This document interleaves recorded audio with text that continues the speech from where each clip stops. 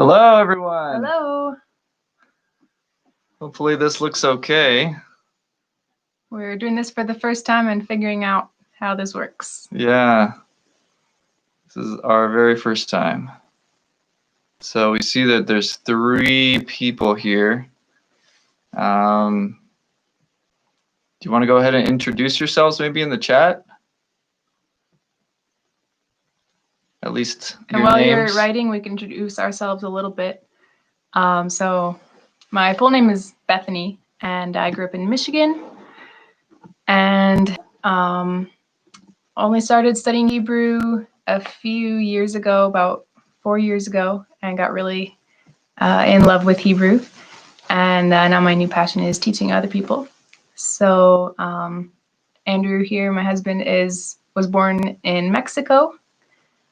And what other interesting things can we tell them about us?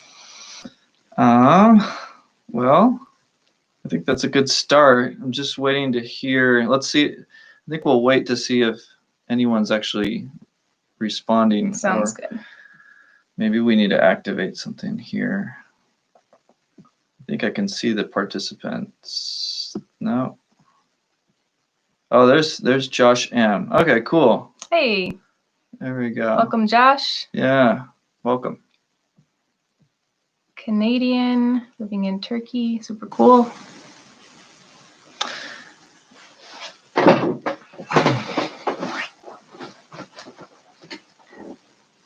All right.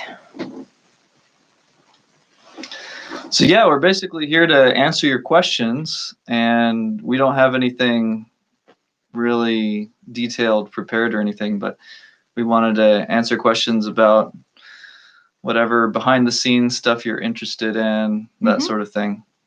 So we're all ears for your questions. So yeah, go right ahead.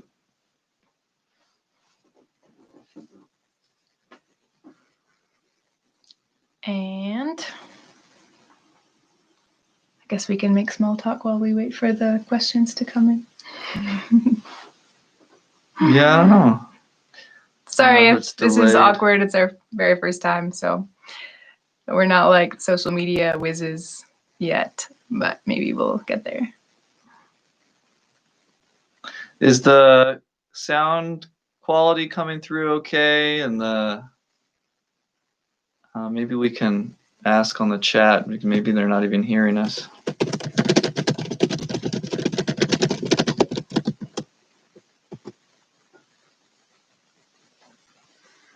Okay, hi, Sean. Great. Hey, Sean. Welcome. American from Colorado. Speaks modern Hebrew.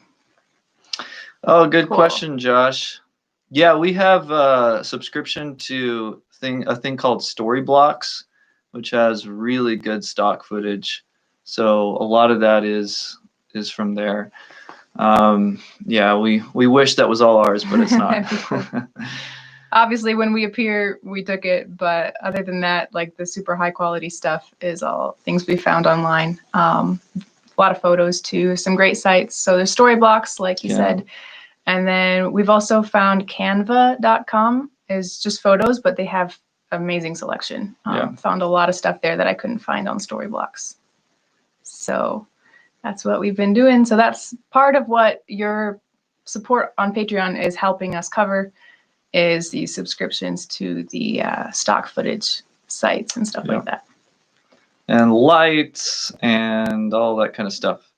We actually have a plan to do like I don't know if you've seen advertisements for those like masterclass, really high quality filmed classes online. And we'd love to do a similar thing where we have actual students in a classroom who are participating and different camera angles, and to have a more interactive kind of experience for everyone who watches the channel. So maybe that'll work out here in the future, but we're gathering our equipment and are planning for that down the road.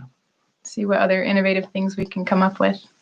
Hi, Romke. I don't know if I say your name right. If it's Romke or Romke or welcome. But welcome. It's great to have you from the Netherlands. Yeah, that's great. Yeah, and Smiley Family or Sean, you had a question. Maybe The he's still thing typing. you're primarily interested in knowing as well. Well, you're getting to that. I think Josh, you had asked in another message how like what our plans are and stuff. And what our goal is for this year is to produce 100 videos, and then next year 100 more, and keep going as far as we can, and take people as far as we can. And so we also would love to do biblical Greek, and we do have some conversations going with some people who are really good at teaching that, and see if we can help them with the whole filming and editing process. So yeah. Yeah, so we don't have it real well defined. Like we know exactly how many lessons. We only plan the lessons, a few in advance, and then shoot them, produce them, and plan a few more. So we don't really know what the final. A lot of people have been asking, what's the full number of videos that you're going to produce, and we don't have that planned right now.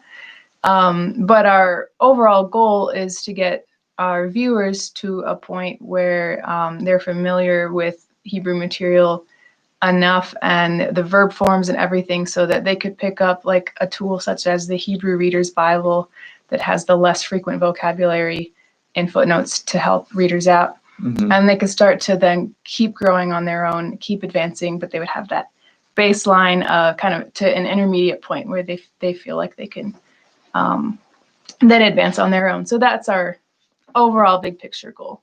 And we'll just have to see how long it takes us to get there with the videos. Yeah. So, any other questions from you guys? So, how much of my background did you share? I mean, I just said you were born in Mexico. That's yeah, we shared a little bit of There's a lot more to say. Of a background on Patreon, but Sure.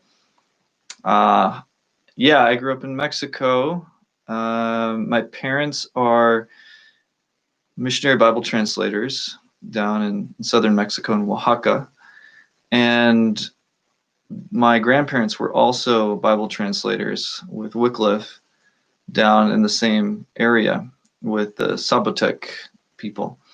So we go way back. There's a lot of missionaries in my family, a lot of generations of that. All of my aunts and uncles were missionaries, and almost all of them were involved in Bible translation as well. So it's quite a legacy. And basically, I went to college in Texas at Hardin Simmons University in Abilene, did an undergrad in communications and a minor in Bible. And then I went to seminary at the Southern Baptist Theological Seminary in Louisville, Kentucky, and did a master's of divinity there before I went to study linguistics at the Canada Institute of Linguistics up there in Vancouver. So that's a little bit of my educational background. It was quite a long haul. So I didn't get to the mission field until I was about to turn 30 because of all the different stages in education. So my first field was Equatorial Guinea, which is in Central Africa on the west coast, kind of like in the armpit of Africa right there. Very small country.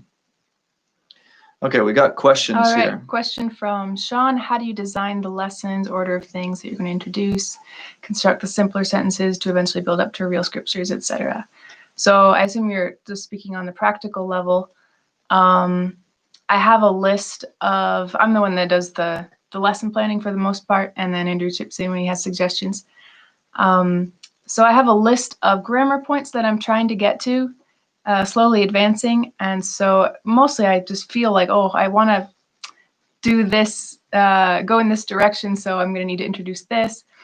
And I'm basically working off of the idea of trying to get the most frequently occurring vocabulary into the videos first. So I have like a grammar point that kind of forms, or two grammar points maybe, that form the center of what I want to do with a lesson. And I kind of build in, all right, well, what new vocab am I going to it might go with that grammar point. What do I have stock footage for is a lot of factors. What new vocab will open up a lot of new doors for me as far as scriptures then I can incorporate, or scripture characters I can talk about. And so it's not really organized. It's just kind of piecemeal, like a lot of different factors coming together. And then I'm trying to at least introduce some new vocabulary every lesson, and then be constantly weaving in reviews of old vocabulary and maybe real brief reviews of old grammar structures and stuff that we've seen too. So yeah, my philosophy of language learning is that you start simple and keep building, and then you try to take what you already know and you just combine it in a slightly more complex way and keep combining a little bit of new. So you have your baseline, maybe you have grammar points, you have vocab. Now how can we make those work together to get more and more complex? So I'm trying to do that on a lesson level, but then also as we go across the lessons, building, doing that on the course level as well. One thing we should say is that there's never been a curriculum designed or developed for teaching this particular way. So there are people who have developed curricula for teaching biblical Hebrew this communicatively in a classroom setting. So we have access to that kind of material, and we've seen that, and that's how she learned in Jerusalem. And so she has experienced with some of that, but we're trying to take that and tweak it in a way that serves the purpose of YouTube, which is different than being able to give direct commands to students in the classroom and interact with them. So that's why we're having to be pioneers in this, because we've seen how effective it is in the classroom with this form of teaching in Israel, right? But most people cannot afford to go spend $40,000 and take 6 months out of their life or 2 years out of their life to learn in Israel. It's a super expensive country to live in. And most people just don't have the availability to commit to that kind of thing. And that's what all of the programs historically have been like. And so they've been very expensive, and you have to pick up and leave everything and go to Israel. So we wanted to take that, but put it in a form that is accessible to everyone and totally free, because we believe the biblical languages should be free for everyone. It shouldn't be something that's just for the elite, the spiritually elite of the church, or for pastors, or for professors. We think that's an unfortunate development in the history of Christianity, that people have compartmentalized learning the biblical languages just for people who are, professional Christians. And so we want to help everybody see that, this is something children through any age can start and engage with, and it can be fun. It can be effective, and it can be approachable for anyone. So that gets a little bit towards the question on our, what drives us to do this, the passion that motivates us, Ramki, because like I said, for so long it's been very expensive, not only to go do the training, but also to buy the textbooks even. And we just think that if we can go online and listen to really good biblical teaching, why can't we go online and listen to really good Hebrew teaching and Greek teaching for free? I can go and listen to a John Piper sermon, for instance, and thousands of them online for free, and I don't have to sign up for anything. And we want to completely take away the friction so that we can raise up a global church that is way more mature and able to mine the treasures of the scriptures. So that's our passion. And the other thing that drives me personally is that I love Hebrew. I studied it for a long time in seminary, but I also saw a lot of people struggle with the typical seminary method of learning. And I was one of those people who struggled a little bit with it, but I was able to learn a lot, but I didn't get the kind of training that she did in Jerusalem, and this communicative model to really be able to internalize the language as a living language. And I immediately, when I saw that, I realized this is the best way to do it. This is the most effective, universal way that we could teach it. So even though I learned a lot with the grammar method, and I studied that for years in seminary and did a lot of advanced classes, I'm still not at the level of fluency that she has, or that anybody else who would take this course. So maybe one day I'll get there, but I'm still working on it. I think another important thing too that motivates us a lot is our love for Bible translation and our realization of the need to get the Bible into the remaining languages, which are still many. Yeah. And realizing that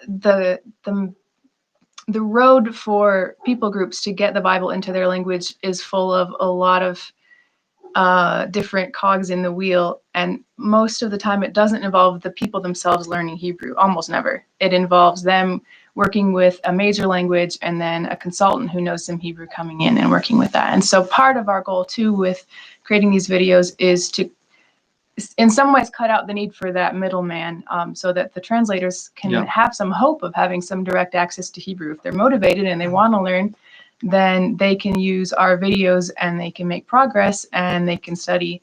And so we have a tool here that's accessible to anyone who speaks any language, and they don't need to have to be great at Spanish or English or Indonesian or whatever it might be. So that's another huge motivation for us is just places where they don't have, even if they wanted to learn Hebrew, they don't have any Hebrew teaching materials available in their language. And so that's something we're hoping to provide. Yeah. And just to follow up on that, I'm a translation consultant with SIL. So my daily job is to work with teams of nationals, of local translators, and help them make sure their translation is faithful to the original. So my job basically only exists because the church is failing to train, the global church, all the people who need Hebrew and Greek, they're failing to make that available to them. And a lot of the Bible translation movement has skipped that step of really investing in the nationals to give them the tools that they need, namely Hebrew and Greek, so that they can do quality work without depending on me as a foreigner who comes in to help them. And so we want to make Bible translation a lot more sustainable in that sense. So there was something else I wanted to say that it slipped my mind. Somebody commented on your accent and pronunciation. Yeah, thanks. I've put a lot of thought into the pronunciation that we're using, and it's something that still brings a lot of comments from people who are like, why don't you pronounce it this way? Or I don't, but basically our main goal is for it to be close enough. Like you say, it sounds like rabbis, the way that they read the Tanakh. And so we want our students to be used to hearing that same pronunciation, so that when they hear recordings of the Tanakh read aloud, then it sounds familiar and they can use that as a learning tool. So I think that this pronunciation is close enough to modern Hebrew that it will enable them to take advantage of modern Hebrew learning tools if they want to, and still have some of the details that are a little bit more Bible-ish. Right. So we've put a lot of thought into that and the pedagogical advantages of distinguishing Aleph and Ayin and that sort of thing. What were you gonna say? Yeah, and since we're both linguists, we've seen a lot of the different phonetic inventories that people tend to have in other parts of the world. And it tends to be like there are certain sounds that are a lot easier for people to adapt to. And for instance, we're trying hard to make this available to especially Latin America, because that's where we're serving right now. And that's where historically there's been a lot of neglect of the biblical languages. And to pronounce the R like modern Hebrew does, the R, is really hard for a lot of the world's language speakers. And so the flap, the R, is a lot more universal. And the other great thing is that, like we said in the tips video that we just released in Spanish and we're about to release in English, that that app that we introduce that has all of the audio of the Old Testament is exactly the pronunciation that we're doing. So we really wanted to have continuity so that people have a resource, a really great resource to use on a daily basis that's not going to clash with our pronunciation. So it's really geared towards that, to having this continuity of resources. Yeah, so to answer your question directly, Sean, that's what we're basing our pronunciation on, are these recordings of the Tanakh that are out there, that sort of rabbinic pronunciation of reading the text. Yeah, and specifically free yeah. recordings, because this is a public domain recording. And since we're all about free and getting these things to people without this, copyright issues and costs, we want a lot of open, unrestricted resources available for people. Thanks so much for your comments about our humor. Yeah. So glad you're enjoying it. Always looking for ways to write in something funny or unexpected. Yeah. Keeps us enjoying our job too. Oh, and so we've got a bloopers video that we're going to release at when we hit 5,000 subscribers, but we're going to release it early for our Patreon people, so you'll get to see all of our mistakes. It's hilarious. We just finished it last night, so yep. Yeah. One other thing I wanted to bring up regarding language or lesson design is that we are constantly referencing the text. So we're trying to stay really close to the text when we're planning, what are we going to say? Obviously, we are writing a lot of Hebrew and we run across a lot of questions of, would they really say it this way? And so as much as we're able to, we are constantly referencing, where does that form occur in the Old Testament, in the Tanakh? Yeah. And so we use BibleWorks constantly. BibleWorks, 50 times a day, I'm looking something up on BibleWorks to check, how does that really? And then we're checking our pronunciation often with these recordings with either the app or the other recording that we have access to, and listening and say, that's how they say that. Okay, so we'll go with that. So we're definitely basing on that a lot. Let's see what one thing we should also mention is that typically when you go to learn Hebrew in this way in Israel, they will mix in, because they're living there. The teachers are living in Israel. They speak modern Hebrew. So the temptation is constantly to mix in a little bit there, either unconsciously or because it's easier. It's hard not. And biblical Hebrew just doesn't have a lot of things. Like they don't have just a word to say yes, for example. And in Israel you could say ken, but that's not actually what happens in the Bible.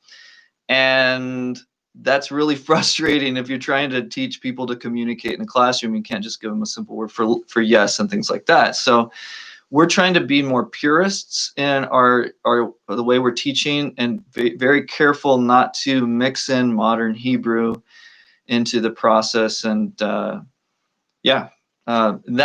makes it more complicated. And she, even when you were in Jerusalem, you got used to some. Yeah, I know there's still some things Hebrew that stuff I've accidentally mixed in. I'm like, rats, I should have gone more biblical than I did. And I didn't realize what I was doing at the time. So we've got a question here from Josh asking, how would we recommend transitioning to teaching Hebrew and Greek in a communicative and living way when you don't yet have the faculty and the staff to do so? So that is difficult. And I guess a big question would be, are your faculty and staff pretty set in their ways? or are they willing to try some new things? Because there's a lot of ways that you can, I think, introduce communicative activities and stuff, even if you're still working from the same textbook that you're familiar with.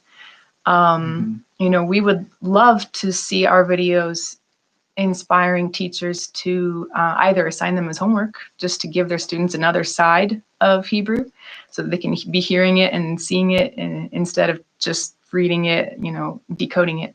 And we'd love to see teachers maybe taking some of the little segments that we do and thinking, how could I adapt that and do a tiny little activity in my class? For example, you know, at some of the earlier lessons, I had, we had a bunch of stuff, items on the table, animals, and I would say to Andrew, kah et hapar, and so he would take the bull.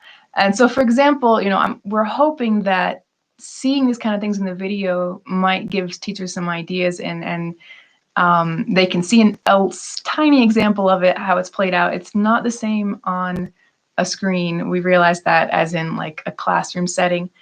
But at least it's one little taste of like, oh, what could that look like? And Right.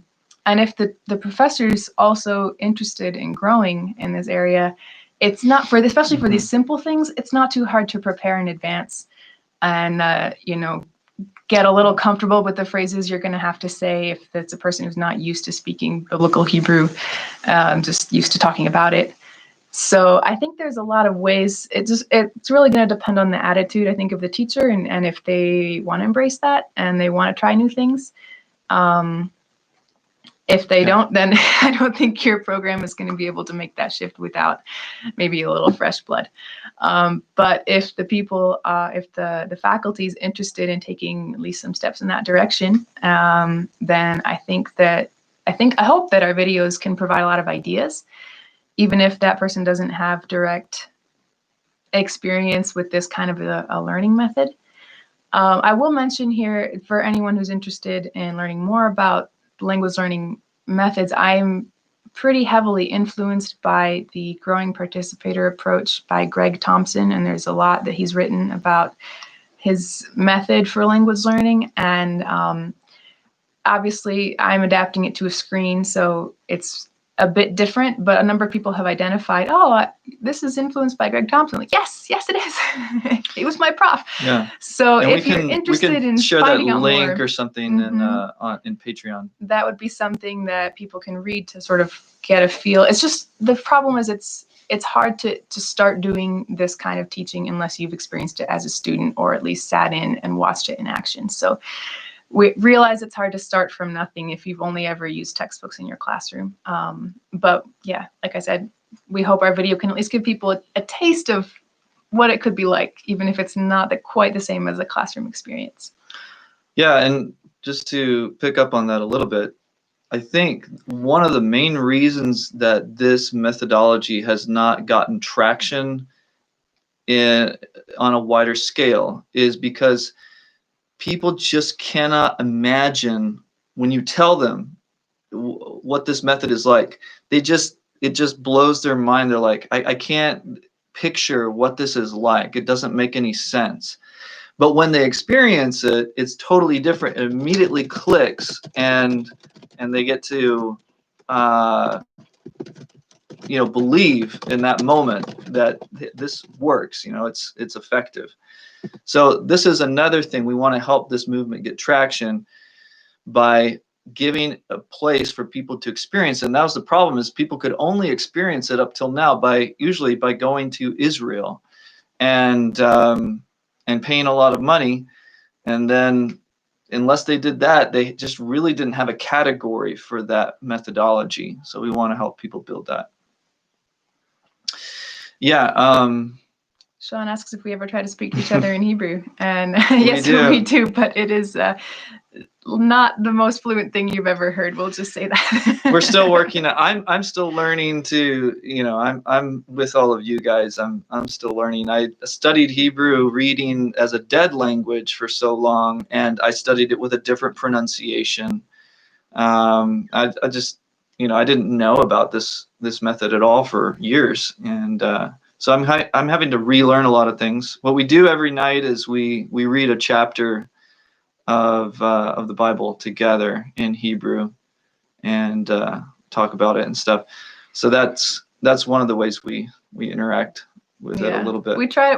We keep meaning to be more intentional about doing it more, but you know how easy it is to not speak in a language that's difficult to speak in if you've ever tried to do that in the family. Yeah. So Josh says he super appreciates that we've created the course to be mother language agnostic. Yeah, thank you. Yeah, that was really important for us. Yeah. And we're noticing that a ton of our viewers right now are Latin Americans, Brazilians, and because we've made intro video available to them in Spanish and Portuguese. And so that's really exciting for us too, because we're aware firsthand of how hard it is to find resources in Spanish sometimes. And Spanish is a big language, you know, and it's still pretty hard to find quality resources in Spanish. So we are, just in case you're interested, we're also working now to find volunteers to create those intro videos into other languages. I have a friend who speaks Chinese who's going to do that.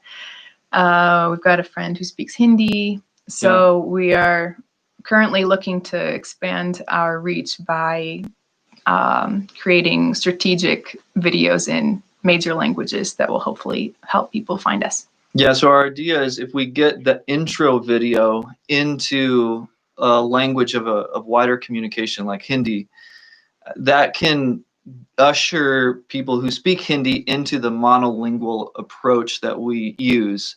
Because if they see, the problem is I think a lot of people are seeing the titles in English because we have to pick some language, right, to put the titles in. And so they see the title in English, they think, oh, this is just going to be a lecture in English. And so they don't click on it. They don't see what it's about. So what we're trying to do is get these big target languages like Chinese and Hindi and have videos, and Russian as well. We've got one of those in the works, and that will help people get in the door. And yeah, so another cool thing we should share behind the scenes before we get to more questions is that we're trying to be really careful in checking the videos for accuracy. So it's not just us. We have a group of 3 really good Hebraists who are checking the videos, like third-party, consistency checks before we release them. So we've got a guy who works with the Seed Company who's really good at Hebrew. We've got another guy with SIL who actually studied with her, but he did further studies as well at a place called Polis in Jerusalem. And then we've got another guy who teaches this method in Sattler College in Boston. It's a brand new small Christian college, and they've embraced this method. So they teach Greek and Hebrew. It's required for all of their incoming students to learn this way. So that's cool. That's going on in Boston. Yeah. So what do we got Next here? question: how can we, the sponsors, help in addition to financial support? As an armchair linguist interested in ancient languages, and a group of engineers. Awesome. Well, at the moment, we are collaborating with people at, maybe you've seen that we've added, or we are working on adding some grammar lessons to go with each video, so they'll be available in the description. But I'm rather behind, we're on lesson 27, and I'm about to release the grammar explanation for lesson 6. So that's been in collaboration with a guy from Spain who just randomly contacted us and said, hey, you guys should do this. And we said, hey, you want to help? And he said, sure. So so we're working with him to get those sort of things out. So a big way that we see other people interested with the same vision being able to help us is to create more like materials on the side that will help people get a deeper understanding of Hebrew, because we realize, yeah, it's cool to watch the video, but a lot of people still end up with some questions or some doubts, or they misinterpret things a little bit, no matter how clear we try to make it. And so we recognize that it's also valuable to have some explicit grammar instruction at some level. And so we would love to see, the very ideal would be to have like for every lesson, there's a grammar description in all the major languages available for free download in the description. And maybe we're also interested in if there are people who are really sharp at Hebrew, are already teaching Hebrew, that would want to make videos in major languages that would coincide with with our videos. So you watch our monolingual Hebrew video, then you go and you watch the corresponding video of a scholar who's saying, hey, here's what's going on in this lesson. So here are the grammar points that are being taught here. Oh, you'll notice this. You might have a question about this. So here's the reason that that happened, etc. So just all of these sort of supporting materials that can help people explore for themselves, and we can't do all that. So we've kind of put the word out there like, hey, if anyone's interested in collaborating on creating this kind of material that will help people, again, our vision is to just keep that free for everyone, as easy to access as possible. So that would be one answer to your question as far as how can other people help. Yeah. The other thing is explanation videos. Mm-hmm. Did you mention that? I mentioned that, yeah. Did you mention the guy in Dominican Republic? No, I didn't. Yeah, we've got a guy in Dominican Republic who is also a translation consultant. He did a PhD in Hebrew in Spain, and he also volunteered to do explanation videos. So he'll start doing these soon. So he'll basically take each of our lessons and then just talk through the grammar points and all of that with the whoever's viewing it, so that they can kind of get to know the vocabulary and the technical terms for different things and some of the grammatical points. So that's really cool. We would love to see that in all the major languages as well.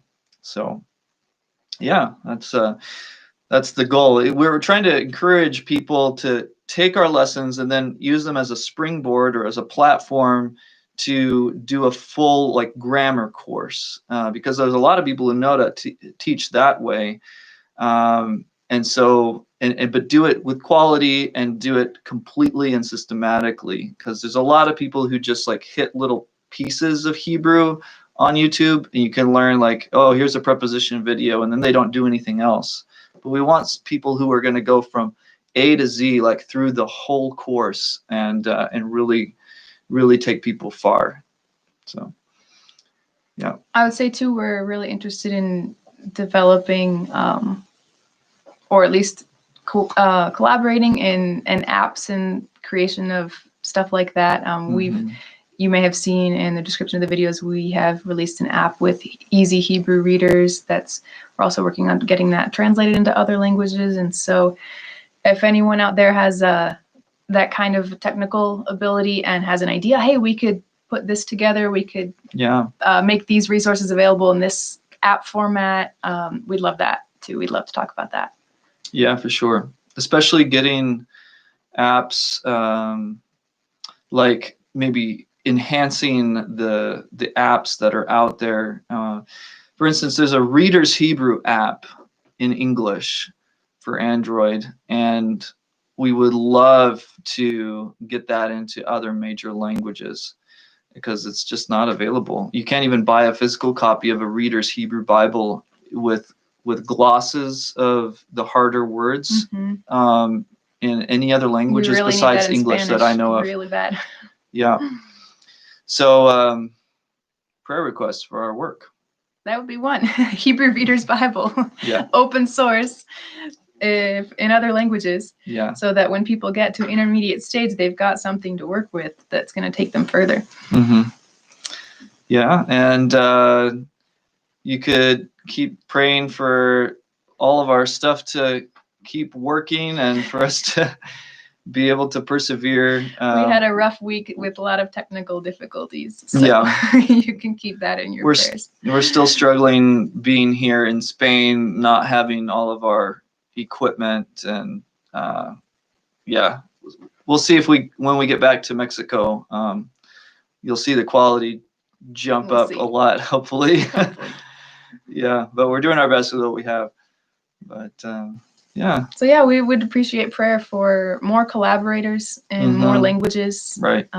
We can do a lot with Spanish and a little with Portuguese, but beyond that, our languages run out, and we need people who have the same vision that would be excited to get on board and help bridge that gap between us and people who speak those languages. So that's something we're praying for. We'd love to have you join us with that. Yeah, and also please pray that this actually gets used by Bible translators, because right now we don't really know of a lot of Bible translation teams who have actually started using it, and that's our main goal. It's great, and we love that everyone else is using it, but we really want it to impact Bible translation. Yeah. So Josh has another question. What level on the scale would we put our biblical Hebrew? I'm not real familiar with that scale, even though I probably should be. What's the lowest point on that scale? The lowest point on that scale is where my spoken Hebrew is. Reading is totally different. But and I wouldn't say I don't just speak biblical Hebrew. It might look like that in the videos, but I don't just speak biblical Hebrew like effortlessly. Because I wasn't in Israel long enough or exposed enough to modern Hebrew while I was there to really even gain any fluency in modern Hebrew either, which at first I regretted that, and now I feel like, well, for what I'm doing, that actually might be a strength, like we said, that it won't be a temptation to affect as much if I haven't actually learned to speak modern Hebrew fluently. You didn't get bad habits. So yeah, I'd say as far as speaking, real low. I can do my set phrases that I can use at my basic level. I'd say I speak like basic biblical Hebrew. Yeah. So we're still learning as we go along, and I'm I have taught Hebrew the traditional way several times in Equatorial Guinea to different people, to pastors and to translators, and so I know the grammar well. I know how things work. I know how to parse things. I know why different vowels change, all that kind of stuff. But when it comes to fluency, that's a totally different issue. So that's where I had the advantage, because I was in a classroom where we were doing that kind of exercise and stuff like that. So I get to get the feel for some of that at a different level. So I'd say maybe I'm at an A to B1 according to your scale here, which Sean has so helpfully provided. Thank you. Yeah, we do not speak Koine. I studied a lot of Greek, obviously, in seminary, but you took a semester of Greek once. Traditional grammar method. Yeah, but I would love to have learned the other way, and there's schools that do that. There's actually a book out that helps people learn this way. That's published by Polis, Polis in Jerusalem. I just saw that the other day and recommended it to a friend of mine. So yeah, there's resources out there actually for that, and but we want a real systematic course that does that as well. We would love to see that. That takes you from the beginning all the way to the most advanced level in Koine Greek. So we want to be a part of producing that if we can. Yeah, we'll need to collaborate with someone who's got more experience with Greek under their belt for sure. But we'd love to see that available as well, but one thing at a time. So that's why and we love Hebrew more, so that's why we started with Hebrew. Yeah, I'm not exactly fond of Greek. A lot of people are, but I never was that person. Yeah. Thanks so much for all your questions, guys. Really appreciate you taking the time to be here and get to know us a little bit more. I don't know if there's any others, or if there's anything we can clarify if we didn't fully answer your question. Be happy to do that too.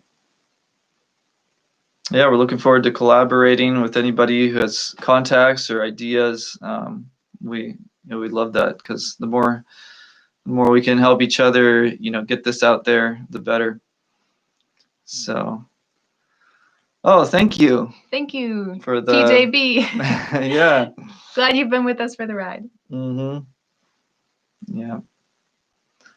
So, And just to clarify, most of this, since I have a full-time job basically as a translation consultant, I'm helping right now a couple teams in Mexico do Old Testament translations into their languages. One is called Chatino and one is called Otomi.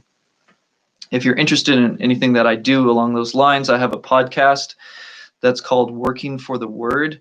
So you can check that out. Just search Working for the Word on Apple or Google or whatever podcasts and Spotify, and you'll find it. So you can find more what I do there. But since that's my full-time job that I have to focus on most, most of the prep, the editing, and ideas come from this girl. So she does a lot of work. But I enjoy it so much. Yeah, she loves. I have to tell her to step away from video editing and take a break because she just gets sucked in and loves obsessive. it. All right, thank you guys so much. And Sean says, please don't forget to send out future prayer requests. We do send out our personal missionary updates. If you're interested in receiving those too, you can let us know, and I would be happy to include you in the list. Sure. Yeah, we do that once a month, and just a little short update mainly on our work in Bible translation, but we also tend to say a little bit about how this channel is going and stuff. But yeah, you'd be welcome to send us your email for that if you want.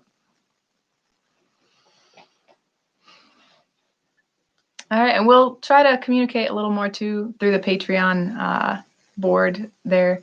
We're, as I said, still learning how to work all of these different sites and connections and stuff like that. But we will do our best to keep you in the loop. And please feel free to reach out to us if you ever have more questions. Or if you're like, hey, I want to hear from you again. We're probably just like really busy editing videos. So we probably haven't like woken up to the real world. So feel free to be like, hey. Yeah, Josh, basically we came here to Spain to teach at a linguistics program for Masters of Linguistics, people who are studying to go into Bible translation.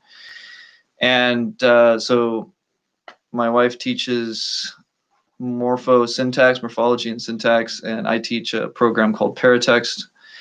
And so we got here, and then that's when the virus hit. But thankfully, we're in this beautiful little town that hasn't had any cases.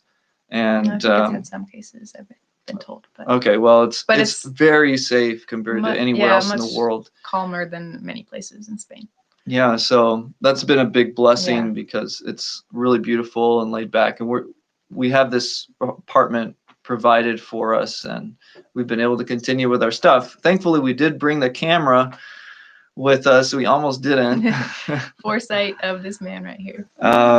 So yeah, but we're still living out of our suitcases until we go back to our home in Mexico. So thankfully, our families are fine. Really, the only thing that's affected us is that we've had to extend our stay here in Spain by 3 times what we planned so far, and counting. We don't yet know when we'll be able to go back, but thankfully we are well and we are happy and we are able to still keep producing videos. And so we are very thankful. We have a lot to be thankful for. Yeah.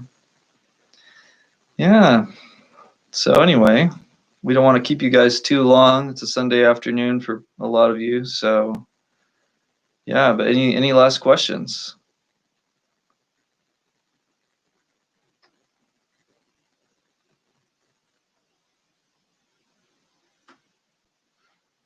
Wow, they listened to us talk for 50 minutes almost. Yeah.